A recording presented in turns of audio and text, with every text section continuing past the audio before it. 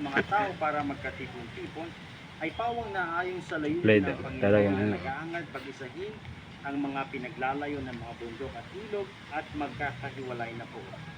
Halinang manalangin sa Dami Panginoon tirday. upang kanyang basbasan ang mga nagsigawa at makikinabang sa mga daan at sasakyan. 1 minute. Ang mabuting balita ng Panginoon ayon kay San Juan. Sinabi ni Jesus sa kanyang mga alagad, "Ako ang daan, ang katotohanan at ang buhay. Walang makapupunta sa Ama kundi sa pamamagitan ko. Kung ako'y kilala ninyo, kilala na rin ninyo ang aking Ama. Mula ngayon ay kilala na ninyo siya at ninyong nakikita." Manalangin ka.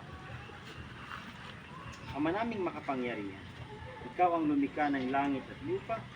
Sa iyong kapasyahan, ipinagkatiwala mo sa mga tao ang dapat gampanan sa daigdig na ito. Ipagkaloob mo sa mga maglalakbay sa pamamagitan nitong sasakyan ang paglingap sa kaligtasan ng tanan, sa kanilang pagparoon sa gawain o sa paglilibang.